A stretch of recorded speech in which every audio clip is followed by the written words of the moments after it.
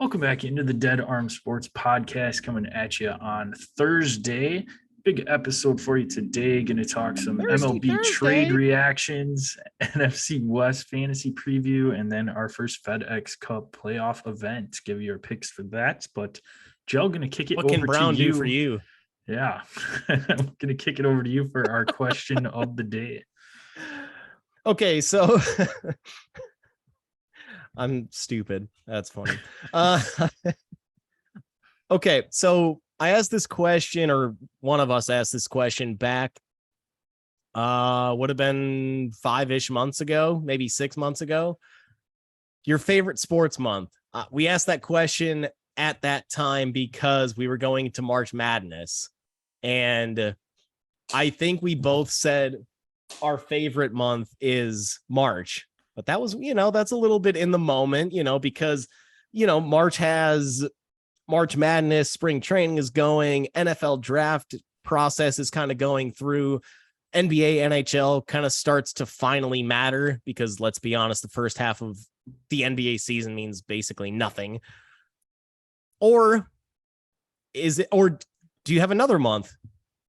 And we kind of said maybe the second best month would be is September, when college football gets going, when NFL gets going, MLB pennant chases really are started. So we both said March at that time, that was our favorite sports month. Now that we're, removed from that and going into September, getting into football season, what's your favorite sports month of the year?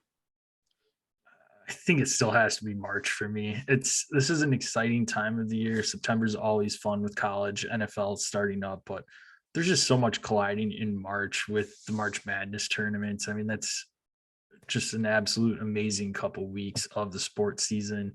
So I'm going to stick with March, but September is definitely a close second. Up here in Wisconsin, you got the weather transitioning over to the fall as well. So you got a little bit cooler air. Football's back, so that's a very close second, but I'll still stick with March. I played a couple seasons of fall baseball up there in Wisconsin, and it was always awesome. We'd always play in the mornings, have like a 8:30, 9 a.m. first pitch usually, which was perfect because we would finish and, nice crisp fall morning. Doesn't get much better than that. And then on the way home, if let's say it was an 11 a.m. kickoff, be able to catch the Badgers on the radio on the way back home, and then obviously arrive back home to be able to just flip it onto the TV. So gotta say that's some of the best. That's the best time of the year for me in terms of baseball, just because sometimes summers were like blazing hot. Yeah, that's part of the reason why I just absolutely loved fall baseball. There's a lot less participation in that because a lot of athletes, high school athletes, were playing football or whatever. But I always thought I'm too small for football. So I always thought that was my favorite time of year to play baseball, were those fall mornings. And up in Wisconsin, you step outside in the fall, just that crisp, really crisp air. It feels like college football Saturday, Yep. But no, I'm gonna stick with March for all the reasons that I laid out. I mean, spring training alone, that's amazing. That's such a big, it's almost like the unofficial, we're halfway through spring, summer is almost here. Baseball is almost here. I mean, you're obviously not an NBA fan, but I get into it for the playoffs. I at least for the Bucks. So that's, Bucks games start to matter. And then we nerd out for the NFL draft. So now that process starts really getting ramped up in March. I'm going to stick with my pick for March, but it is tough I think you have to go maybe 1 and 1B, 1A, 1B as with March and September being just two epic months of sports. Yeah. If you catch me on the first Saturday of September when college game day starts rolling at 8 a.m., I might give you a different answer, and that in that moment. But yeah, couple, March for me. you were bloody deep at that point as well. Maybe a couple. We can be found at Dead Arm Sports, Twitter, Instagram. Check us out on Facebook at Dead Arm Sports. Make sure you subscribe to our YouTube page. Click the bell. You'll know when we go live, typically on Mondays or Tuesdays, depending on our schedule. Hopefully get a little more solid with that once the football season goes. But Joe can be found at DasJel. That's at DASJEL. I can be found at DasJPEC. That's at DASJPEC. Can send us any questions there as well. Subscribe, rate, and review the podcast on your favorite listening platform. Get you some sticker swag sent out for free. Just screenshot that. For free. Send it to us. Yes. Gel, still on the Busch Light train or transition to something else? Oh, major switch up from the Bud Light train or the Busch Light train. Jumping over to the Miller Light. Attaboy. LITE. Attaboy. I also did a switch up from the Oktoberfest I was drinking the last episode to the peach tea truly. So no raspberry. No raspberry. Just somebody else drink that shit. The peach one's legit. I'm down with the peach one. Yep. Pretty solid. Speaking of solid, the MLB trade deadline we had some peach was twisted teas when you were visiting. We did. How does that compare to this? The peach twisted tea. I mean, it's a huge can, so you can't go wrong there. Yeah, going for the evening, so I'd probably lean that direction for just the volume. But like taste wise, I mean, what's the comparable? Yeah, I'd say it can change either or. Fair. Yep. All right, so moving into the MLB trade deadline, saw some big names switching teams and some names staying put. So we'll get into both those. The Padres are the team that made the biggest splash. Juan Soto, Josh Bell coming over from Washington, and then getting a surprise in Josh Hader moving teams from Milwaukee over to San Diego. So Juan Soto hype train started heating up a little bit a week out from that deadline, and wasn't really sure if Washington was actually going to move on from him, but they made one last effort to go ahead and try and sign him long-term, but couldn't get it done and got a haul back for prospect CJ Abrams coming over from San Diego to Washington. But what did you think Mackenzie of this? Gore, who was formerly looked at as the number one pitching prospect in baseball, had a little bit of issues. Gore did health-wise, but he's come back. He's jumped back this season for San Diego.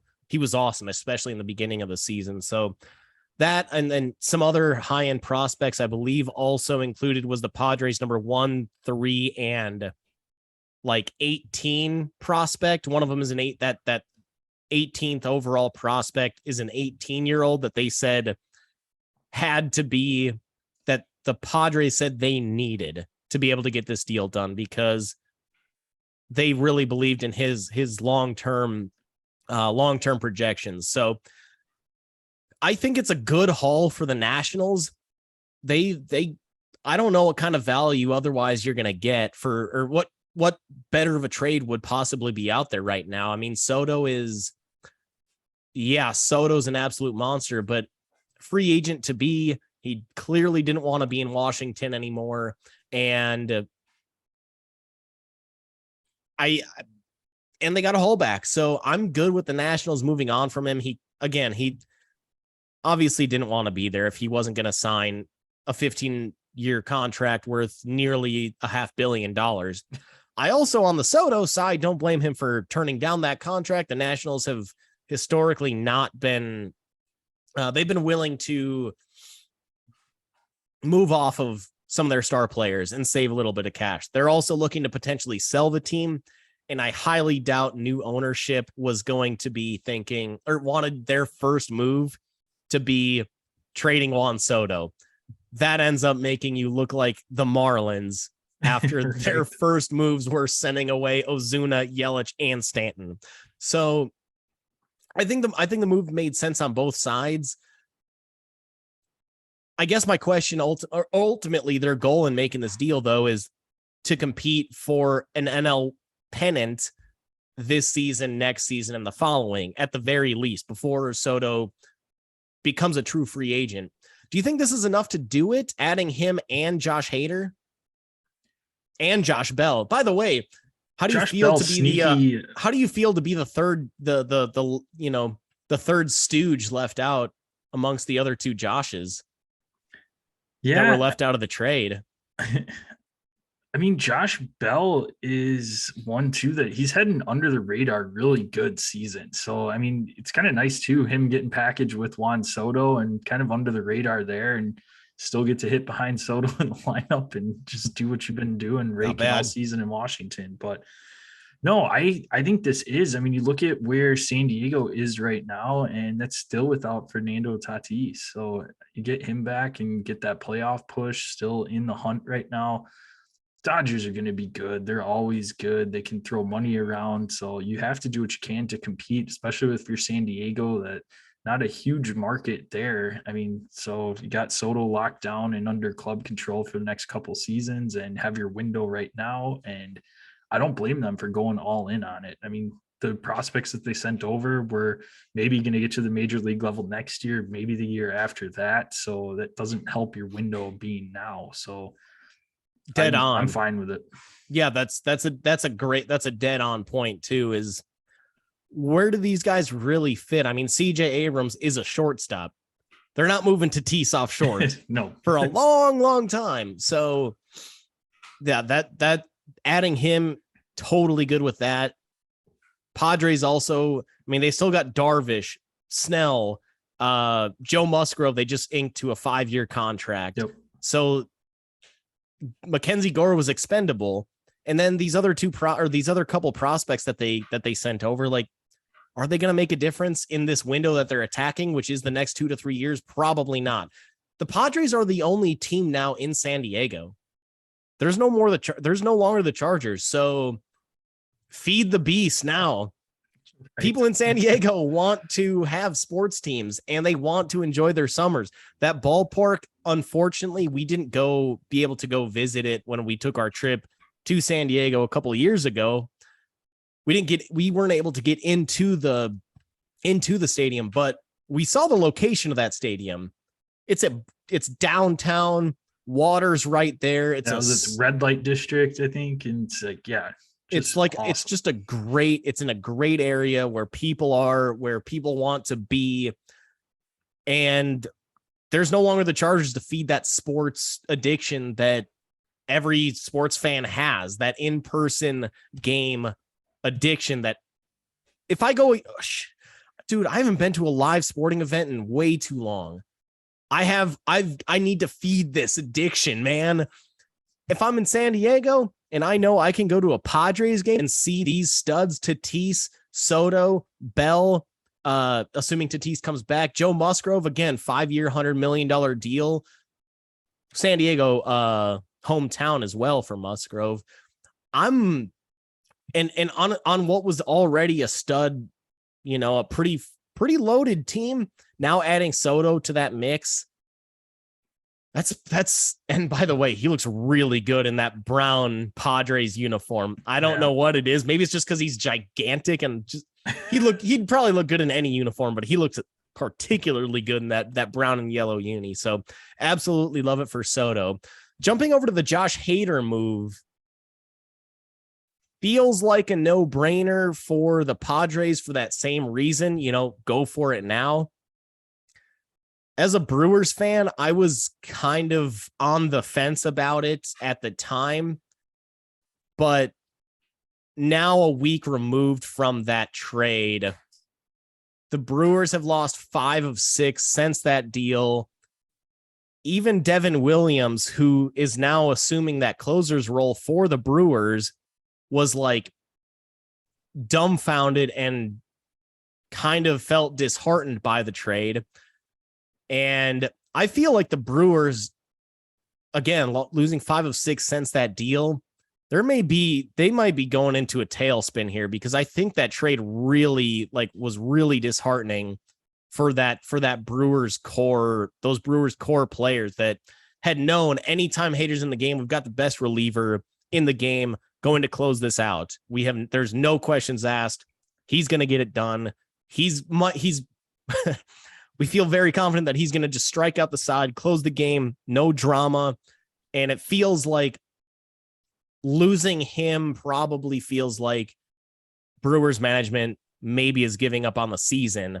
And when you get that kind of a feeling, you're not going to the ballpark every day with a pumped up, motivated attitude. And losing 6 of their last 7, 5 of 6 since the deadline, 6 of their last 7, Padres or Pirates and Reds, those were the opponents. That's not excusable. So that's abnormal. So it just shows, it feels to me as a Brewers fan, like this team is just completely disheartened and they're not, this could be a lost season now because of this trade. And it sucks.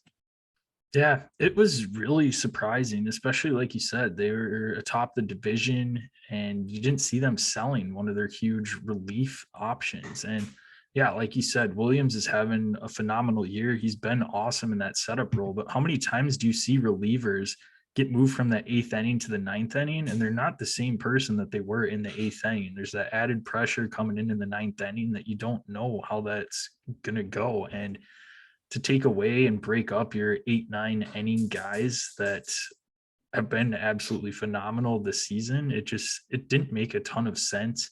I don't know how the haul was that they got back from Hader, as far as I know they got Not the closer good back, enough. but it just, yeah, because he had what, another year and a half of club control. I think he was arbitration eligible this year. And then so next year, so two off seasons from now is when he would be a free agent. And it just so they got back 2 guys that fall into their top 10 within their farm system. That sounds kind of nice, but the Brewers farm system sucks.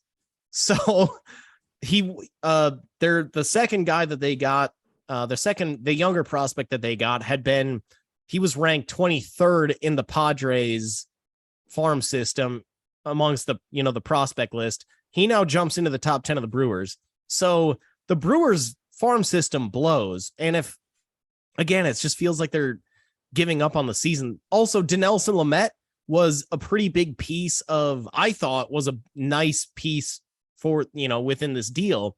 They DFA'd him a day after making that trade. And then immediately he gets signed on waivers by the Rockies. So, and then yesterday they released Jake McGee. So they could have kept Lamet on the, at least to be productive in the bullpen, because McGee has been a joke. I don't know. I was on the fence about it at the time just because I looked at it big picture, but now seeing how this team is playing and being completely seemingly maybe I shouldn't say disengaged, but a lot less. There's you lose that energy going into the ballpark every day when we've got a management team that truly believes in us. And they didn't go get a bat either. So you would expect the Brewers to be buyers going into this season, knowing that they had a division lead and knowing that right now is the time to go get it, given that Corbin Burns and Woodruff are only, I think, 2 years out from free agency. Once those guys are going to want big money, Corbin Burns he could legitimately get a Garrett Cole type of contract. And the Brewers aren't going to be players when you're talking about that kind of money. No. So your window is now. So it's, I don't know. It's just, you never see the Brewers really truly go for it. And instead of being buyers at this deadline and going and getting a corner infield bat and a center fielder, they traded away the best reliever this year. He's been the best reliever over the last 3-4 years. Yeah. And they sent him away. It's just disheartening. It's just disheartening. But last MLB thing I wanted to bring up was the lack of Cubs getting rid of a couple of their big offensive pieces. At least they got rid of quite a few bullpen arms. We'll talk a little bit about David Robertson. I know you wanted to bring him up.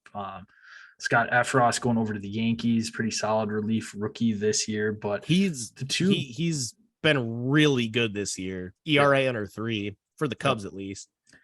But Wilson Contreras, his contract's up after this year. Cubs haven't extended him, and contract talks never got anywhere really, but they end up hanging on to him. And Ian Happ still has another year of club control after this one, so not as big of a hold there. But even so, it was hyped up that those guys were going to be getting traded. And I think the big thing that kind of fell apart with that is that San Diego was one of the teams that, if they lost out on Juan Soto, were looking to maybe package them even along with David Robertson. I think there's just a lack of teams there. But even so, Wilson Contreras probably could have gotten you a couple minor league guys to help retool that farm system, and ends up staying put.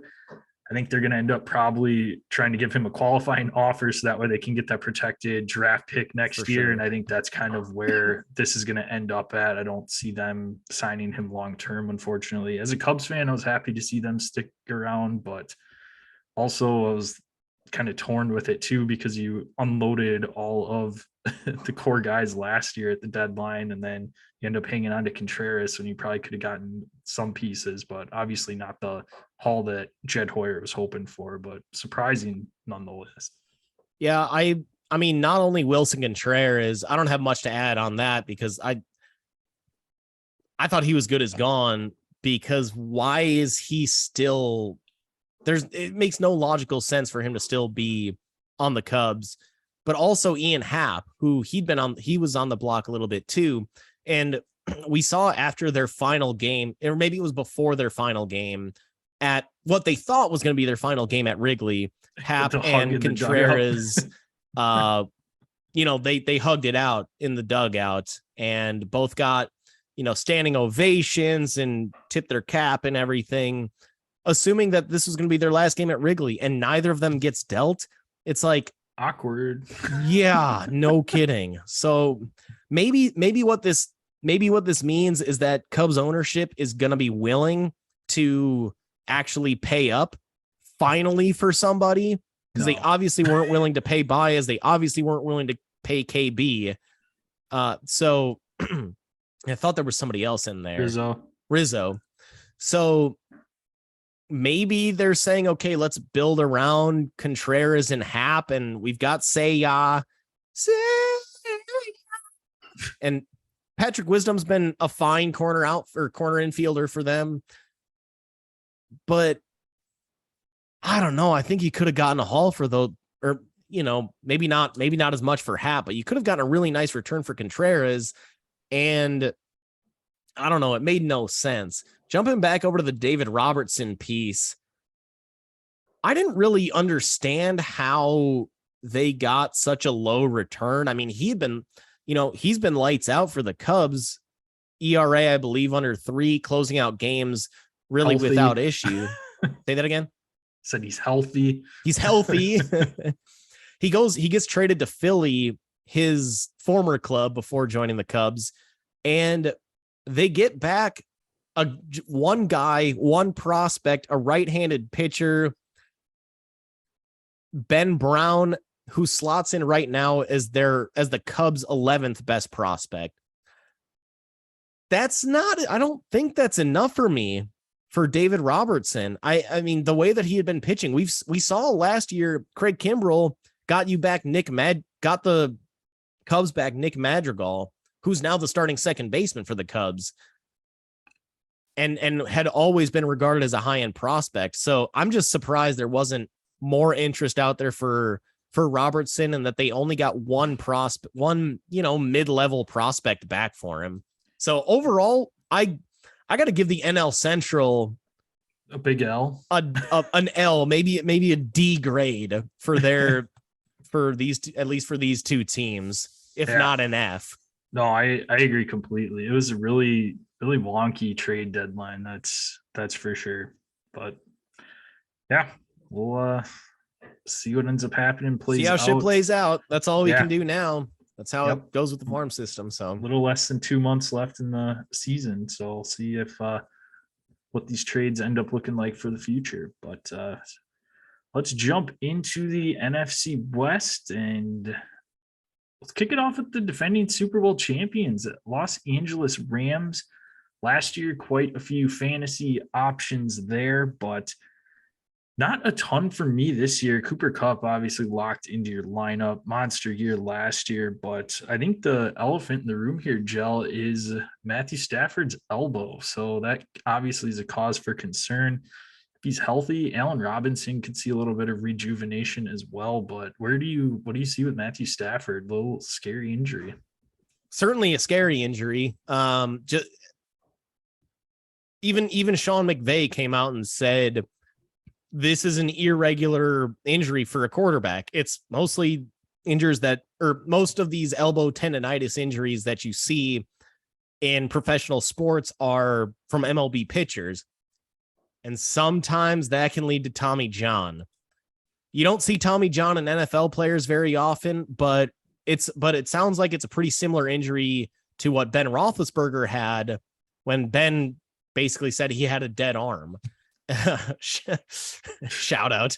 Hey-o. So I think you have to be concerned about that from Stafford, and his backup is John Wolford. That's not going to get it done in the NFC West. Wolf. So I mean, there's definitely got to be concern there. If you are a Stafford owner in Dynasty, don't even think about picking up Wolford. Just keep an eye on some, potential streaming options that are out there. I don't know how much I necessarily downgrade him in terms of draft stock. I don't know where I guess how much do you downgrade him, or do you in terms of draft stock for this year? I certainly probably would nice. A lot of conviction behind that. Certainly probably would in Dynasty, just because of you don't know how long his arm's gonna, you don't know when that arm is gonna give, and eventually it will. But do you downgrade him in redraft leagues, Stafford? At least, how far do you put him down if you do downgrade him? Yeah, I think it would downgrade him a little bit, maybe see if he can drop a round or two for you. Maybe other people are scared away. And if I draft Stafford, I'm for sure grabbing another quarterback later on that you could play week in and week out as well. Not somebody that you're just going to play on a good matchup, but somebody that, in case Stafford does have a long-term injury here and the elbow doesn't hold up as he thinks, that you can have that quarterback to transition to there. So definitely scary. And again, I'd be really high on Allen Robinson if I knew Stafford was fully healthy. I think Robinson should have a bounce back year coming over from the Bears. What do you see with Cam Akers? Are we going to see the Cam Akers at the end of his rookie season that took the fantasy playoffs by storm, or the one that back last year? Granted, he was dealing with that Achilles injury, but he's definitely somebody that it's scary drafting him. And he's sitting there right now in that fourth round, which is kind of a crapshoot when it comes to running backs in that fourth round, and you're taking a huge gamble with. Obviously, if he comes back like he did his rookie season, he is going to pay off for you, and you're going to get an absolute steal in that fourth round. But definitely somebody that could break your team if you're looking to have them in your running back 2 role. Yeah, I mean, I'm not concerned about Akers. If I could get Akers in the fourth, I'm going to be pretty happy about that. We saw him against Tampa, and he did have multiple fumbles, but that feels like kind of just an anomaly. I wouldn't be too concerned about a fumble thing. That doesn't usually translate to issues in the future. I'm going to be pretty pumped if I can get Cam Akers in the fourth. In that Bucs game, he did, if you don't include those fumbles, he looked really good. He looked explosive. He looked like how he did at the end of his rookie year. So I'm in on Akers. Absolutely. How high do I want to go? I mean, not ahead of like a Javonte, but probably ahead of like a Fournette, James Conner type of guy. Okay. All right. Yeah, that's pretty bold. I mean, that's higher than I've seen a lot of people, but no, I mean, like you said, if he comes back how he was his rookie year, no question to take him there. but I think I think he's going to get involved. We've seen elite production out of him, and we've seen McVay be willing to feed the running back, obviously with Todd Gurley. Yeah. So he's willing to feed the running back. He may want to take, a little bit of, instead of Stafford throwing 36 times a game with that elbow, maybe he only throws it 31 times a game. And that could be 5 additional carries for Cam Akers on a 1st and 10 or in the red zone or at the goal line. So I'm higher on Cam than his current ADP. No question.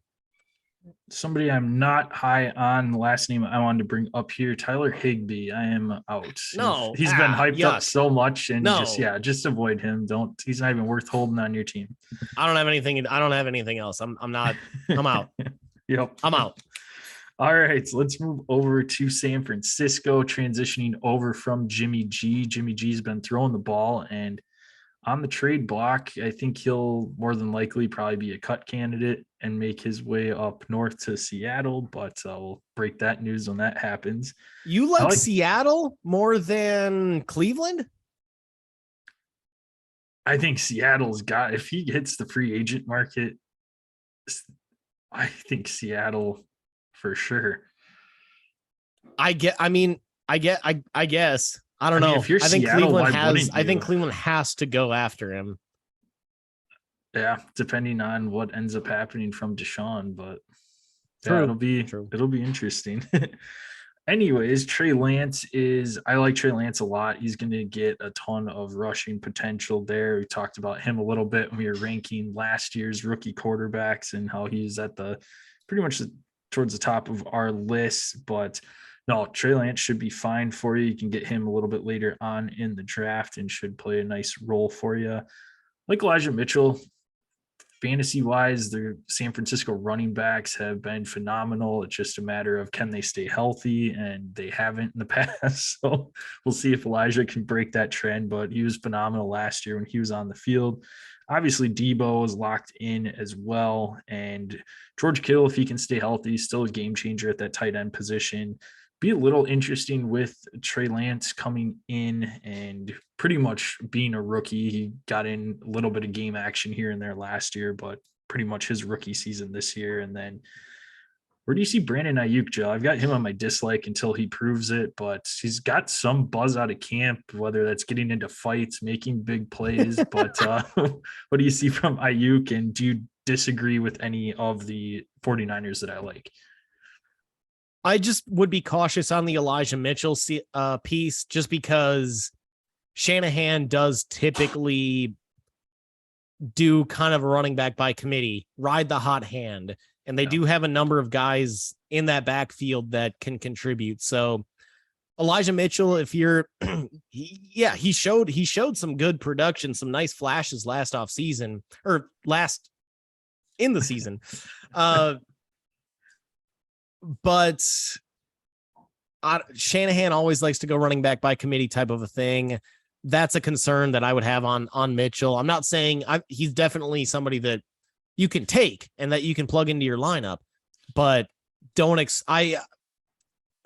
he's not going to have every week really high end production. So just a small downgrade for me on him. As far as Ayuk goes, yeah, I mean, people have been raving about him in camp, and I don't know if it's because him and Lance have some sort of sweet rapport because they're both young dudes. Maybe they've worked together kind of on that second team all of last season, or maybe Ayuk was getting kind of like combo work between the two guys. I think that Ayuk, he's a sweet talent. He's got to break out at some point. All this camp news, everything that you've heard, anything Ayuk pretty much has been positive. So I'm going to be higher on Ayuk than you, just for those reasons, just from what I've heard. And he's got the talent. It's just a matter of him finally doing it. Maybe Trey Lance and him have that connection where he can actually break out. So I'm going to say I'm higher on you than Ayuk, or higher than you on Ayuk, but Yeah, I guess higher on Ayuk, lower on Mitchell, Trey Lance, wild card. Those are my Yeah. ultimate takeaways, I guess. Yeah. And Trey Lance has kind of been up and down reports from camp as well. So we'll kind of keep an eye on what his start of the season looks like. But again, I just think you're going to get a ton of rushing potential from him. And that's huge when it comes to quarterbacks for fantasy. So moving on to Arizona. So Arizona, DeAndre Hopkins out for the first 6 weeks for performance enhancing drugs. So not going to have him in the lineup there. Chase Edmonds now gone. So that backfield turns over to James Conner. But Kyler Murray is somebody, if he's healthy, he's going to finish as a QB1 on the season. So I like Kyler. He's get him in the mid rounds of your draft, not as high as he has been in the past. I like Hollywood Brown a lot, coming over from Baltimore over to Arizona now. Gets back with his college quarterback in Kyler Murray. So like Hollywood and James Conner, it's his backfield. Doesn't really have anybody behind him now with Chase Edmonds gone. Definitely not going to be scoring as many touchdowns as he did last season. That was I he still was think just he's ridiculous last year. Yeah, still think he's a viable option there. And Zach Ertz was pretty productive coming over from Philly last year, halfway through the season. So I don't mind taking him a little bit later on in your draft as well. Trey McBride's there, but rookie tight end, he's not going to get much run. So it should be Zach Ertz's team for the next season. And they did sign Ertz to a multi-year deal. So yep. So, but other than that, Kyler, Hollywood, James Conner, Zach Ertz, any other names you want to throw out there? I mean, Hopkins, depending on where he falls for redraft, is fine. But again, he's got that 6-game suspension. So I'm not. Any thoughts on Rondale Moore? Maybe for the first couple of weeks and see if he's somebody that I would take at the end of my draft and see what happens week 1. Definitely one of those rotisserie guys that we talk about year in and year out to kind of throw on, but I don't know. He's had some flashes last year, but still really wasn't able to do a whole lot. And DeAndre Hopkins didn't play a ton down the stretch either. So now you add in Hollywood Brown, and Rondale Moore had all the opportunity to step up and make plays last season. I mean, AJ Green, Christian Kirk, I mean, those aren't names that are too intimidating. At least AJ Green was at one point in time, but not anymore. Yeah, I see. My only thing here, I say AJ Green falling off a little bit, falling a little bit more out of favor. Oh, big time. But of course, Nuke Hopkins, when he gets back, that's going to change that entire receiver room at least a little bit. I mean, he hasn't lost a step. The guy's a beast. Maybe now that he's off PEDs, he won't be quite the beast, but probably will be. So, yeah, I guess Rondale Moore late, again, one of those guys you can definitely consider for a flyer, but expectations also at the same time shouldn't be extremely high. Yeah. Kyler's new contract. Anything you want to talk about there, Jill? Yeah, I thought it was weird that he basically had a clause in his contract. So he signed this, this nice 4-year extension. Good for him. Ton of guaranteed money, over 100 mil. Excellent. But the piece that has been puzzling was that that contract that he signed included a clause in there where he had to put in at-home study time 4 hours per week. And when he's studying, can't be playing video games, can't be watching TV, can't be listening to music. He also said in an interview in December that he's not really like a film junkie type of guy. He's more of like, I just do better just seeing it on the field as things play out. That's a huge red flag for me. If the Cardinals are like, we need you to study 4 hours a week outside of the facility. That's nothing. That's less than 40 minutes a day. They're that concerned about his prep, for watching film. That's insane. Phillip Rivers lived in San Diego. When they played in LA, his home was still in San Diego. He modded out his van. He got a van, modded it out, hired a driver so that he could sit in the back seat and watch film on his way to practice, on his way home from practice. In that Tom Brady, what was it called? Tom After Time, or Tom versus Time. Yeah. That Facebook special Tom Brady interview, he basically said that he was addicted to film. He'd go home, watch film all night long. That's probably why Giselle is pissed off at him that he's playing again this year. But like,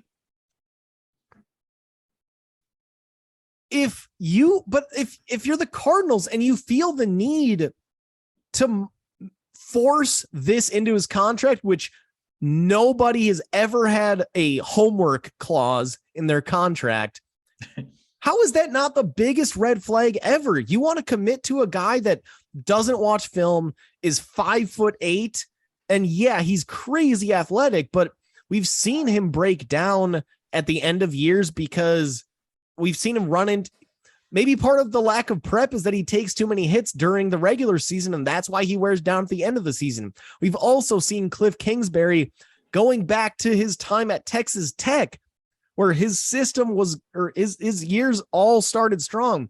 Second half of the year, all shit.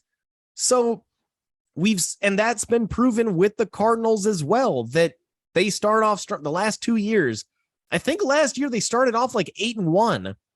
Yeah. And they're the last undefeated team, I think. They started off 8-0. I'm pretty sure, or 7-0 or something. They lost to the Packers without Devontae Adams. That's because of COVID. That's inexcusable for a team that was, I think, 7-1 at the time. So, or I think 7 maybe 7-0 at the time. I don't know. I don't have it in front of me. But point being, like, maybe Kyler, if you watch a little bit more film and you recognize, oh shit, there's a safety blitz coming, I can check out of this and avoid taking a hit from an incoming Tyrann Mathieu or whoever. Like, this is the kind of stuff that I think 4 hours a week is that should be standard for an NFL starting quarterback. So the fact that they felt that they need to get that in writing on the contract, that's a red flag for me. And then there was media, or there were people in the media that kept talking about it, kept writing about it. And then the Cardinals back down and remove the clause, saying that this caused more of a distraction than we were expecting, blah, blah, blah. Either way, message sent by the Cardinals. Yeah. And by making it public that this was in the contract, like, I'm sure they didn't want to have to put that in the contract. But yeah, maybe they thought that they had to because they thought, okay, Kyler's not responding to our internal efforts to put this contract in. We now have to literally put it in the contract and make it public that he's not watching film and he's not meeting our expectations. I don't know. I just think this whole situation, red flags on top of red flags on top of red flags. And on top of that, they traded just another red flag within that Arizona front office. They traded a first rounder for Hollywood Brown. Like, come on, he's not worth that. But that's just I don't know. The Cardinals have had a bad offseason. The Kyler thing, that trade, their running backs coach was just arrested for a domestic violence case that happened at a Costco. Like, what the hell's going on in Arizona? I don't know. I got red flags left and right on this team. Yeah, just the heat getting everybody, I guess. But you almost wonder too if the Cardinals. Sure, let's make that excuse. Carson Palmer doesn't need to be told how to that he needs to study. Kurt Warner doesn't need to be told that he needs to study. No, They've been just fine in No, Arizona. and that's why I think the Cardinals knew that was going to get out and wanted to make it known, and that's why they did that, and then ended up taking it away, saying, "Oh, it's okay." But they got the message through to. But the Kyler message that, is sent, and it's a public message that it's been sent. So, yep. I don't know. I'm about as hot on this topic as my fire is behind me for you YouTube viewers. Let's move out of that Arizona heat up to the hashtag PNW, Jill, and talk about the Seattle Seahawks. And yeah, woohoo. That's about it. Yeah, I think DK is going to get a ton of volume, so I'm fine with DK right now. He's been falling into like the 4th, 5th round. So I think that's fine with DK if they end up getting somebody else in, or maybe Gino or Drew Lock have a okay season. They're going to have a lot of garbage time. So maybe DK can get some points there. I think Rashad Penny right now is worth a pick. I'll talk about him a little bit later on. For redraft, Kenneth Walker for Dynasty, make sure he is on your Big roster. time. But right now it's Rashad Penny. He's been injury prone, so I'm fine with Kenneth Walker a little bit later on. I'm not Ken Walker. I'm still calling him Kenneth. I don't care. I'm going with Kenneth. Yeah. Not in on Tyler Lockett. Tyler Lockett without Russell Wilson's deep ball, I'm not interested at all. And unfortunately, Noah Fant's very talented, but again, it's going to be very limited, this passing game, and I'm not taking a chance on Noah Fant either. So anything else you want to talk about in Seattle? This is one offense that usually you wanted pieces of in the past when Russell was there, but with the quarterback crop that they have now, it's you're hoping for some points in garbage time. Do you know? I saw their special teams coach is named Larry Izzo, and it got me distracted. Sorry. I don't know. I was thinking, I was like, wait, Izzo? I was like, why is this name like Michigan State basketball? I was like, is there a tie here? But no, I mean, I really think that the success of these receivers are tied to whoever the quarterback is. If it's Geno, like, okay, fine, grab Metcalf, Lockett. No. But if it's Drew Lock, again, I know that I'm going to come out. I probably sound stupid by the end of the year, but Drew Lock at least does have a cannon. And I think that could open up some opportunities for Tyler Lockett. If it's Geno, I'm out. If it's Drew Lock, I'm not saying I'm as in on Lockett as I would be with Russell Wilson, obviously, but I'm a lot more in on Lockett if it's Drew Lock. Lock to Lockett, lock it down. Lock it in. Lock it in. Drew Lockett. So it's going to really come down to those guys. I also really like what they did getting Charles Cross in the first round. So second, maybe third best offensive tackle in the draft. Finally, the Seahawks have decided to prioritize that position after they lose Russell Wilson. I don't understand this. I don't understand this organization and all of that, but I don't know. Rashad Penny, I think I'm not very high on Rashad Penny. Yeah, he had a nice second half of last year, but he's been given the opportunity to take that job since he got drafted, and he never did. Now he's basically penciled in a very, very dull pencil as their RB1. I think it's going to be Kenneth Walker's job by week 4. If that, I don't know. Penny, yeah, he had a nice couple weeks at the end, but not enough for me to feel good about drafting him. So I'm certainly higher on Walker than I am on Penny. Sorry, DJ Dallas, you're not making the cut this year. No. My top three, historically, this is a division that you'd want pieces of, but you've definitely seen a shift from this division where there's not as many here. Maybe that's due to quarterback position on some teams being question marks, which very well could be. But my top three, Cooper Kupp, he's locked in. He's going at the 106 spot right now. And Oh, he's somebody that you that's could, excellent. yeah. I mean, he's I would somebody do, that I you would put easily you could I'd probably definitely put him put him up to like three. 1-3, 1-4, I think, for me. Oh, yeah. For sure, right behind Jonathan Taylor, Christian McCaffrey. I could even see him going in front of Christian with if you've been burned by him. I mean, Christian hasn't done much the last 2 years, For but sure. Cooper Kupp's a steal there.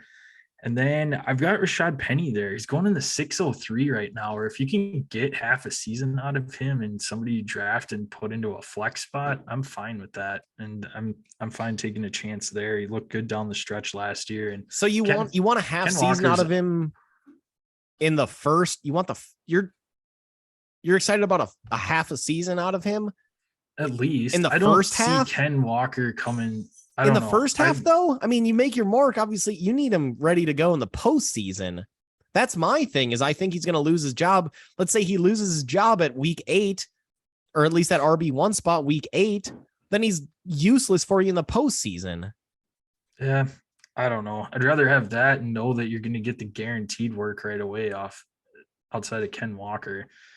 But yeah, I mean, you can go either way there, but I'd probably lean Penny for redraft right now. And then I'm fine with Hollywood. Hollywood's going to 606 right now, and you're going to get 6 weeks out of him as their wide receiver one. Kyler's got to throw the ball to somebody, so I'm good AJ with Green's Hollywood. not going to cut it. No, AJ Green's not going to cut it. Marquise Brown get the Oklahoma tandem back together that dominated there, so maybe you can get a little bit more unlock Marquise Brown that Baltimore wasn't able to. I'm going to kick it off with Brandon Ayuk as my number one guy to target in this division. I'm not saying he's going to come out and be more productive than Debo, but I think that he can go a little bit higher than where he's projected. And that's pretty much solely because of what I've heard out of camp and just how it seems like he's taken a pretty major step forward. These are the opposite reports that we heard from last offseason's camp, where he came in, or last offseason, he seemed unfocused. He was undisciplined. He was, you mentioned getting into camp fights.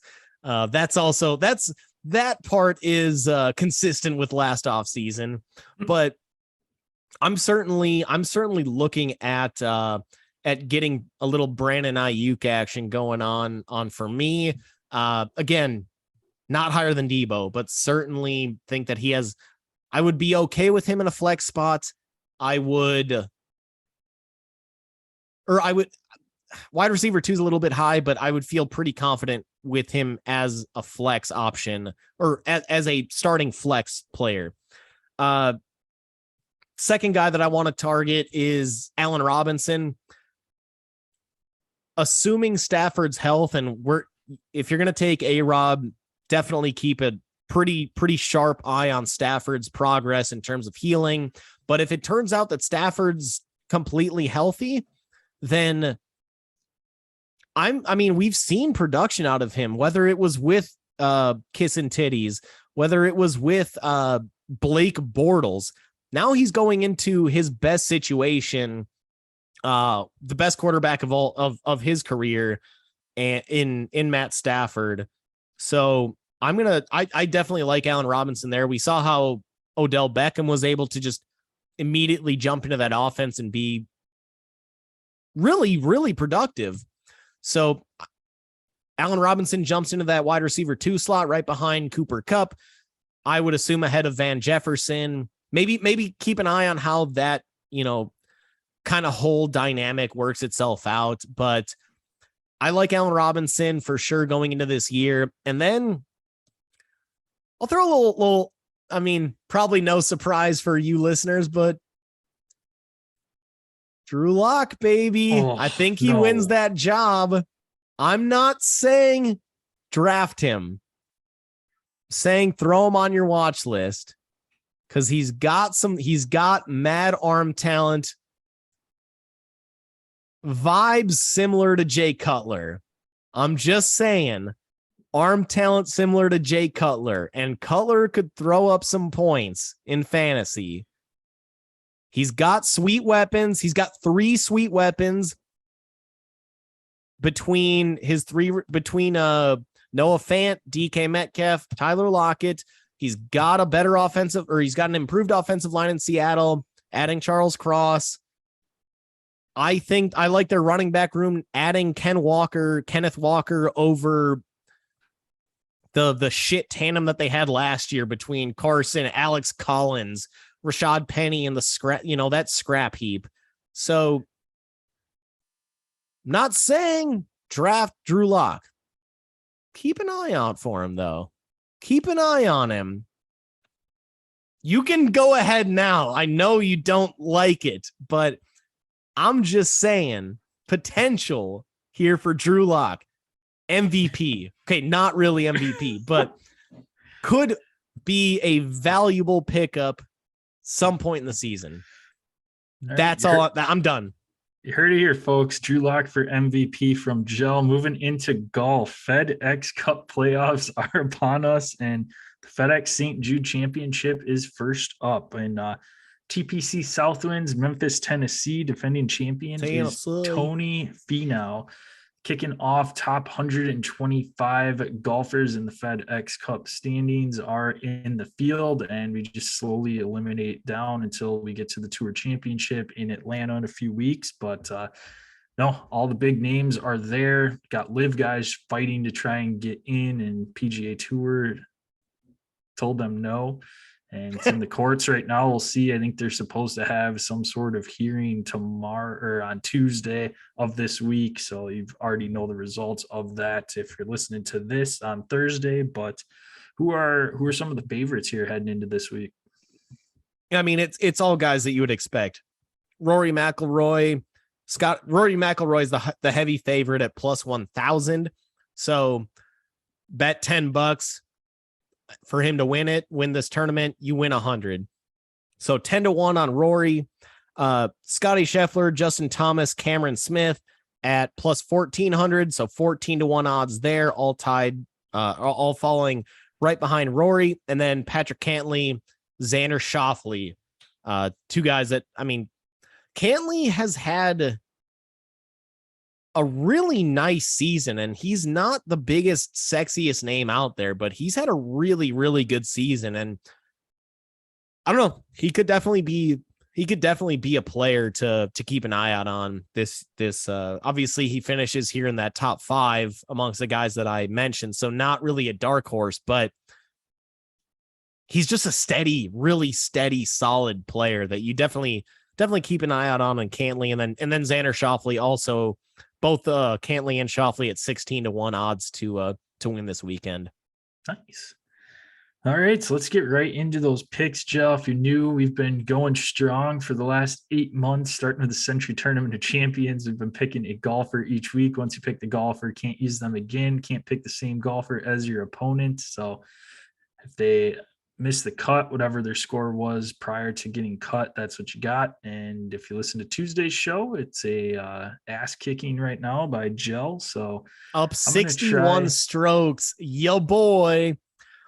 Hey dude, all you have to do, you've got 3 weeks left. You just have to beat me by 21 strokes each week and you're good. Yeah, I'm going to start this week and lock in somebody that is playing some of his best golf he's played in a long time. If he wins this week, it is 3 starts in a row that he wins. He is your defending champion. I'm locking in Tony Finau. Look at that.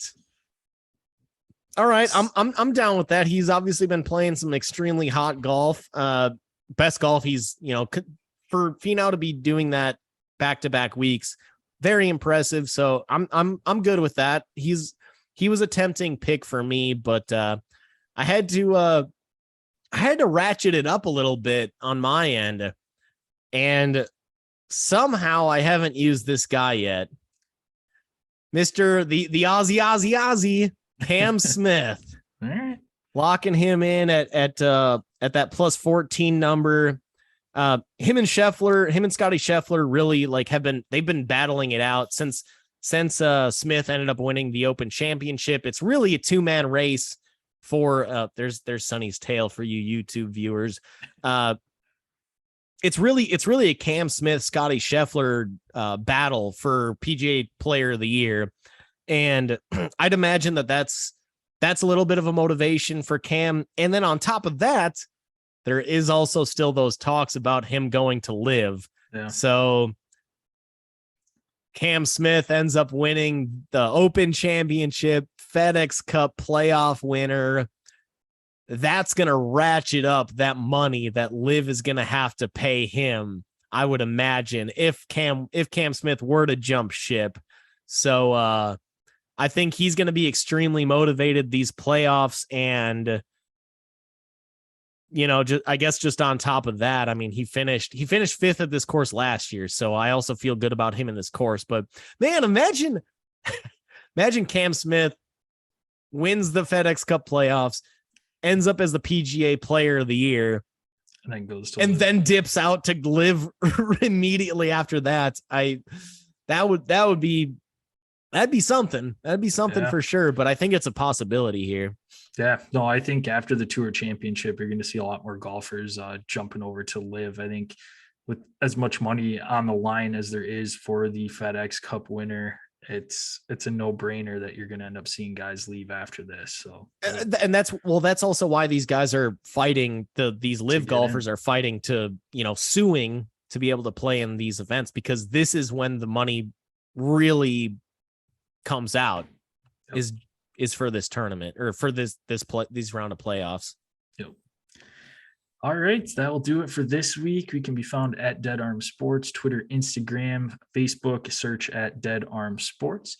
Check out our YouTube page. Make sure you subscribe, click the bell, and you'll know when our episodes go live. Thank you for that, Joe.